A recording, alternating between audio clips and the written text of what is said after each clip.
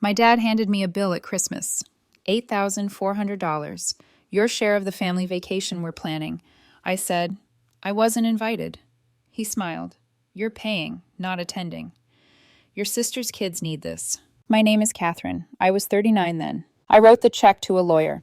When they boarded the plane and their cards declined at the airport, Christmas dinner at my dad's house always had a schedule.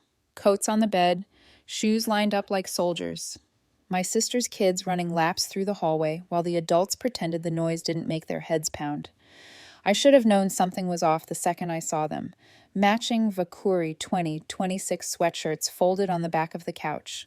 3 of them, all kid sizes, none in my daughter's size. My daughter, Nora, stood by the tree with her hands behind her back, rocking on her heels the way she did when she was trying to be brave. She was 9. Quiet. Polite. The kind of kid who says, "Excuse me," to the dog. She'd worn the green dress she picked out herself. She'd even curled the ends of her hair because she wanted to look like a real grandkid. That sentence still makes my throat tighten. Dinner ended the way it always did. Plates scraped. My sister Beth accidentally forgot to bring the salad she promised. My dad poured himself a second drink before the pie was even cut. Then he did the thing he loved most. He made an announcement. He stood up in the living room like he was about to hand out medals. Beth's kids lined up without being told. They knew the routine. My dad liked to give gifts in a certain order, like it proved something. He held up 3 white envelopes. Not Christmas envelopes, airport envelopes, the kind with bold print and a little airline logo in the corner. Beth's oldest, Tanner, got one. He ripped it open and screamed because it was a printed itinerary. Plane tickets, his name in big letters, family vacation. Beth's middle, Kenzie, got one. Same reaction, same squeal. Beth's youngest, Milo, got one and immediately started flapping it around like a bird. Everyone laughed. My dad smiled like he'd invented joy. Then he looked at Nora. He didn't hand her an envelope. He just nodded at her like she was an extra in the scene. Nora's smile stayed on her face for a second too long, then slid off in a way that made my hands go cold. She glanced down at the floor and fiddled with the ribbon on her dress. I waited for my dad to say her name. He didn't. He cleared his throat, turned toward me, and slid a 4th envelope across the coffee table. This one was thicker, heavier. I figured it's best to be up front, he said, loud enough for everyone to hear. I opened it. Inside was a single sheet of paper, typed neat, like a bill from a dentist. $8,400. Your share. Under it, in smaller print, a breakdown. Flights, resort, car rental, park tickets, emergency fund, even souvenirs for the kids. My share. I stared at it so long the numbers started to blur. I looked up. What is this? My dad's eyes flicked to Nora for half a second, then back to me. A family vacation, he said, like I was the slow one. We're planning it. I swallowed. I wasn't invited. Beth made a little noise in her throat like a warning, like I was about to embarrass her. My dad didn't blink. He smiled. Not warm, not awkward, confident. You're paying, he said, not attending. Your sister's kids need this. For a second, the room felt too quiet. I could hear Nora's shoes squeak against the hardwood as she shifted her feet. I could hear the Christmas lights buzzing on the tree. I could hear my own pulse in my ears. I forced my voice to stay level. So you bought tickets for Beth's kids, and you made a budget, and you decided my role was what? Sponsor? My dad shrugged. You do well for yourself. Beth jumped in fast. Dad, don't make it sound like that. Catherine, it's just, you know how hard it's been. I almost laughed. Not because it was funny, because it was familiar. How hard it's been in my family always translated to, Catherine will handle it. Nora took a tiny step closer to me. Her hand brushed my sleeve.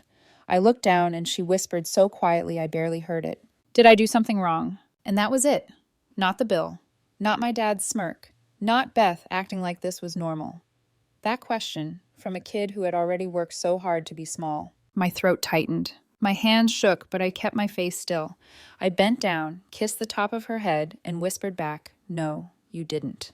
Then I stood up and folded the paper once, carefully, like I was putting away something sharp. My dad watched me like he expected a fight. I didn't give him one. I just said, I'll think about it.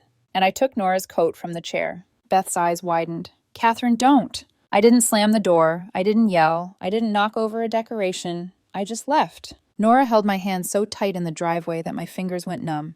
In the car, she stared out the window the whole ride home, blinking fast like she was trying not to cry. I drove with my jaw clenched, thinking about every time I'd convinced myself my dad was old-fashioned, or set in his ways, as if that made cruelty less real. And I kept seeing those 3 white envelopes and the empty space where Nora's should have been. I'm Catherine. I was 39 then. I lived in a 2-bedroom rental outside Columbus. I worked as a journalist, local investigative stuff, city contracts, corruption stories, the kind of work that makes you unpopular at parties but helps you sleep at night. Nora came into my life 2 years earlier. She wasn't my biological kid. She was my late wife's niece. After my husband died, Nora bounced around between relatives who meant well but treated her like an inconvenience. I stepped in because I couldn't stand the thought of her growing up feeling unwanted. I adopted her not because I was trying to make a statement, but because she was already mine in every way that mattered. My family acted supportive at first. They used the right words. They brought a casserole. They told people at church how generous I was. But the tone shifted fast. Nora didn't match their picture. She didn't share my last name originally. She didn't have Beth's kids' loud confidence. She didn't call my dad Grandpa in a booming voice. She called him Sir for the first month because she didn't know what she was allowed to call him. My dad pretended not to notice her. Beth treated her like a guest who stayed too long. And I kept trying, because that's what I always did. I tried to earn love in my family with effort and money. It didn't start with big asks. It started with little ones. Can you cover Dad's prescription this month? He'll pay you back. Can you help with Milo's braces? Insurance is being weird. Can you put the plane tickets on your card? We'll Venmo you. They always said we. They always meant me. Over the years, I paid for my dad's new water heater when his finally gave out. It didn't finally give out. He just liked a nicer model. Beth's minivan down payment after she cried at my kitchen table about needing something safe for the kids. The family phone plan because my dad liked the idea of one bill. And Beth liked the idea of not paying it. A week of groceries more times than I can count because Beth would text, "Don't tell Dad, but we're low until Friday." I didn't keep a spreadsheet because I didn't want to feel bitter, but after that Christmas, I did the math. It was ugly. Over about 3 years, I'd poured somewhere between $22,000 and $25,000 into my family in quiet ways. Not gifts, not treating them, plugging holes. Because if I didn't plug them, they'd call me selfish. And the entire time, Nora stayed an add-on. A kid whose name was spelled wrong on place cards. A kid whose stocking got forgotten until my mom cut her name out of printer paper and taped it on. A kid who got told, "Go play in the other room, sweetie," whenever adults were taking pictures. I swallowed it. I told myself it wasn't worth the fight. I told myself they'll come around. But the truth was, the more I gave, the more comfortable they got, treating me like a utility, like a checking account with a heartbeat. That Christmas bill wasn't sudden. It was the end of a pattern. My dad had been furious the year before when I refused to co-sign a loan Beth wanted for a bigger place. I told him no, calmly, firmly. Not because I wanted Beth to struggle, but because I'd seen how she treated money, how she treated consequences. My dad took it personally, like my refusal was disrespect. After that, the little slides started stacking up. Nora didn't get invited to Cousin Day at Beth's. Nora wasn't included in the group chat photo dump because it was too many pictures already. Nora's birthday card from my parents was addressed to Nora twice. When I corrected them, my dad laughed and said, "You know what I meant." And I let it slide because it was easier than starting a war. Until the bill. Until you're paying, not attending. Until Nora asked if she did something wrong. That was my last straw. Because it wasn't just about a vacation. It was about what the vacation represented. A family event where they planned to make memories and take pictures and post captions like blessed. And my child wasn't part of that family unless my money was. The next morning, I made coffee and sat at my kitchen table while Nora watched cartoons in her pajamas. She laughed at something on the screen, and it sounded thin, like she was forcing it. I stared at the bill again. $8,400. My dad had the nerve to price out souvenirs like it was a line item. I didn't call him. I didn't text Beth. I opened my laptop and searched for the lawyer my coworker had used during her divorce. Not because I was getting divorced, because I needed someone who wasn't emotionally tangled in my family to tell me what I could do. Cleanly, legally, final. Her name was Priya Patel. Her office was in a brick building downtown with a lobby that smelled like lemon cleaner and old paper. When I called, her assistant asked what I needed. I heard myself say, "I need to separate finances from family." The words came out steady, even though my hand was shaking. They gave me an appointment for that afternoon. I used a sick day. I didn't tell anyone. I drove downtown with the bill in my pocket like it weighed 10 pounds. In Priya's office, she didn't flinch when I laid the paper on her desk. She read it once, then looked up at me. "Do you have any joint accounts?" she asked. I nodded. One checking account with my dad. It's old. He convinced me to open it for emergencies after my mom died. Any shared credit lines? I swallowed. My dad is an authorized user on one of my cards. Beth is on another. I added them years ago for family emergencies. Priya's face didn't change, but her voice went very calm. Authorized users can be removed, she said, and joint accounts can be closed or restructured depending on the agreement. I let out a breath I didn't realize I'd been holding. Then I asked the question that made my stomach twist. If I stop paying, will it blow back on me? Priya leaned back slightly. Not if we do it correctly. The goal is to protect you and your child and to make it hard for them to keep treating you like the bank. My chest tightened at the word child because that was the point. I wasn't doing this to punish them. I was doing this to protect Nora. Priya slid a retainer agreement across the desk. The amount at the bottom was almost the same as the bill. I stared at it, then laughed once, short, bitter. She raised an eyebrow. My dad handed me a bill for $8,400, I said. I'm about to spend $8,400. Priya didn't smile. She just nodded like she understood exactly. I wrote a check, not to my father, not to my sister, to a lawyer. And when I handed it over, my hand stopped shaking because it felt like choosing my own spine. That night, after Nora went to bed, I sat on the couch with my laptop open and did what my family had never expected me to do. I took control. I logged into my banking app. I stared at the joint checking account with my dad, an account I'd used for years to transfer money when he texted, "Need help." The balance wasn't huge, but it didn't matter. It was symbolic. It was a leash. I clicked into the account settings and started the process to close it. The app asked me to confirm, then confirm again. It warned me. Closing a joint account may require both parties. I took screenshots. Then I called the bank's customer service line and asked for a supervisor. I kept my voice flat.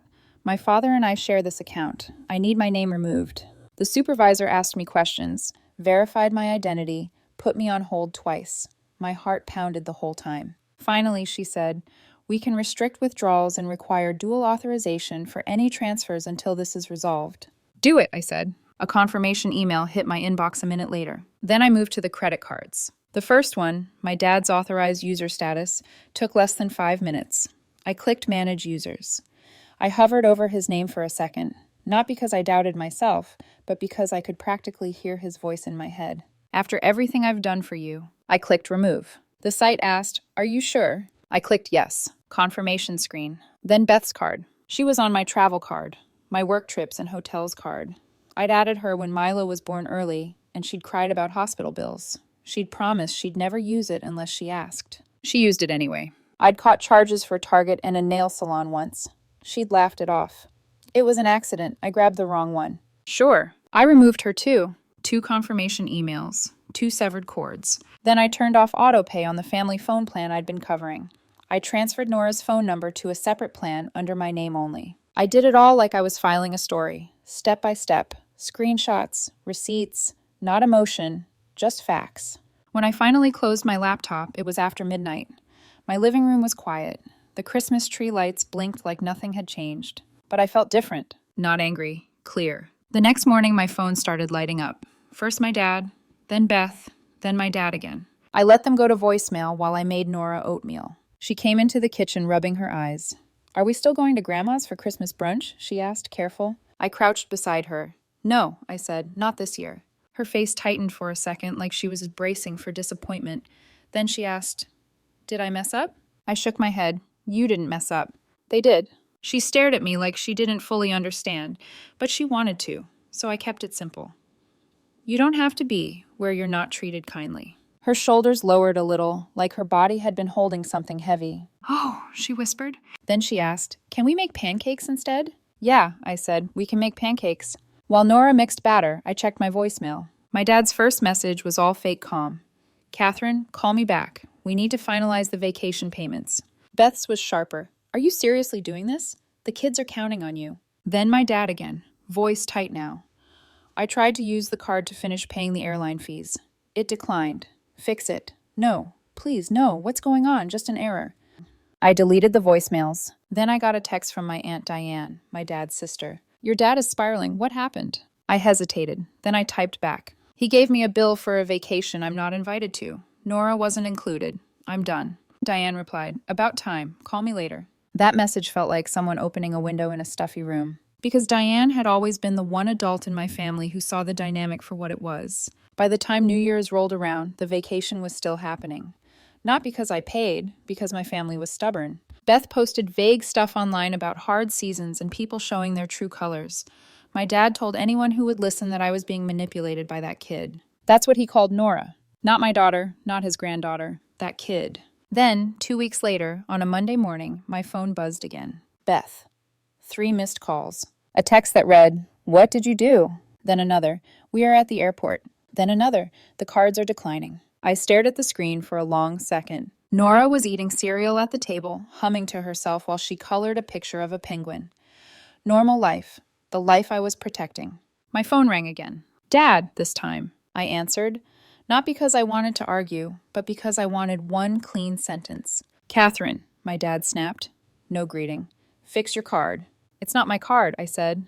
It's connected to your account, he barked. It was, I said. You're not on it anymore. Silence, not shock, rage loading. Then he said, you can't do that. I can, I said, and I did. In the background, I heard airport noise, announcements, rolling suitcases, a kid whining. Beth's kid, I guessed.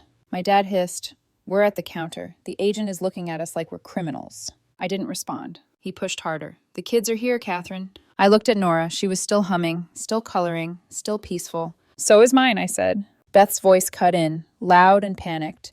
Dad said you were still paying. Catherine, you can't do this right now. I didn't agree to pay, I said. I wasn't invited. Beth made a frustrated sound, like she was trying to chew through a wall. You're punishing the kids. No, I said, steady. I'm stopping a pattern. My dad exploded then. You're selfish. I didn't let him finish.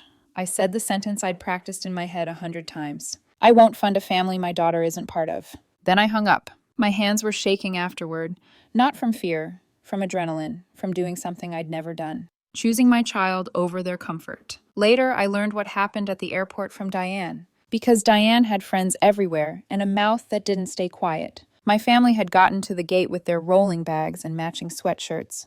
They tried to check luggage. Declined. They tried a different card.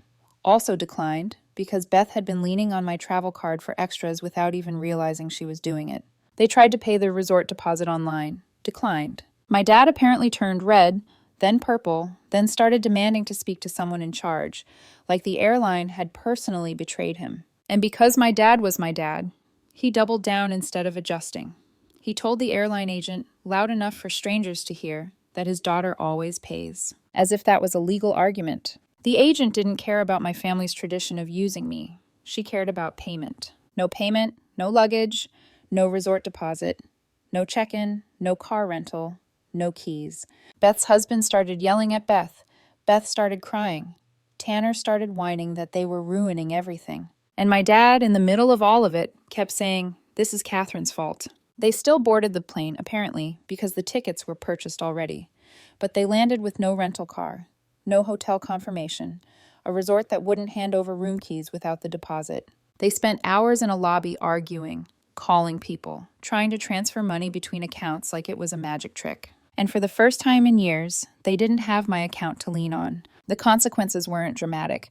No one got arrested. No one got harmed. They just hit the wall of reality. And reality didn't care about my dad's entitlement. The fallout came fast. My dad showed up at my house 2 days after they returned, pounding on the door like he owned it. Nora was in her room doing homework. I opened the door and stepped outside, closing it behind me. My dad's face was tight, eyes bloodshot, like he hadn't slept. You embarrassed me, he said. I didn't argue that point. I just asked, did you invite Nora? He blinked, like the question was stupid. That's not... Did you invite her? I repeated. He clenched his jaw. The vacation was for the kids. She is a kid, I said. He scoffed. You know what I mean. And there it was. The same line every time. You know what I mean. Meaning not her. I kept my voice calm. No more, I said. My dad's nostrils flared. No more what? No more money, I said. No more access. No more bills handed to me like I'm your employee. He tried to step forward. You owe... I don't owe, I cut in, still quiet. I helped because I thought I was part of this family. You made it clear I'm not, unless I'm paying. He stared at me like he'd never heard someone speak to him that way. Then he shifted tactics, because he always did. He softened his voice just slightly. You're really choosing her over your blood? Something settled in my chest. Clean, cold, clear. I'm choosing my child, I said. That's what parents do. My dad's face twisted. Behind him, Beth's car pulled into my driveway like she'd been waiting down the street. She got out, eyes puffy, mascara smudged. Catherine, she said, like my name was a complaint. This is insane. Dad is stressed. The kids were humiliated. I looked between them and realized something that made me almost laugh again. Not once had either of them asked how Nora felt. Not once had they said her name. So I said it. Nora heard you, I told Beth. She heard you talk about a kid's vacation like she wasn't one of them. Beth's mouth opened, then closed. My dad snapped. She didn't need to hear adult business. She heard it because you said it in front of her, I said. Beth's voice rose. So what? You're going to cut us off forever? I kept it simple. You're off my accounts, I said.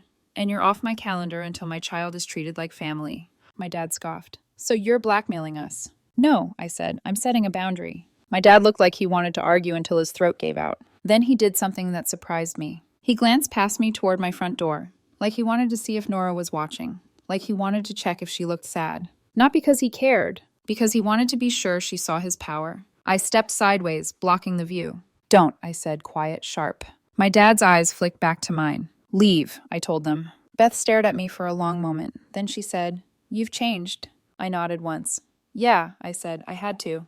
They left, not with an apology, not with understanding. Just anger and disbelief, like I'd broken a rule they thought I'd follow forever. The calls and texts continued for a while. My dad left voicemails about respect and gratitude. Beth sent paragraphs about how I was punishing children. One cousin messaged to say I was being dramatic. Then Diane called me and said, Ignore them. They're only loud when the wallet walks away. A week later, Nora came home from school with a little paper snowflake she'd made in art class. She held it up like it was a trophy. Can we hang it in the window? She asked. Of course, I said. We taped it up together. Then she climbed onto a chair and added a second one beside it. This one is for us, she said, pointing at the first. And this one is for, the people who actually like me. She said it casually, like she was talking about favorite colors. My chest tightened anyway. I crouched beside her.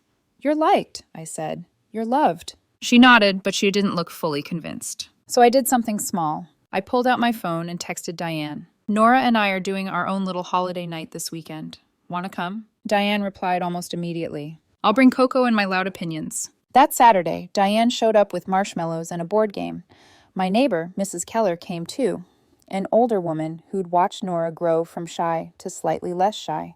We made grilled cheese, we watched a silly movie, we laughed. Nora laughed the most when Diane accidentally cheated at the board game and then defended herself like a lawyer. At the end of the night, Nora fell asleep on the couch with the blanket tucked under her chin. Diane stood in my kitchen while I rinsed mugs. You did the right thing, she said softly. I didn't say I know, because part of me still hurt.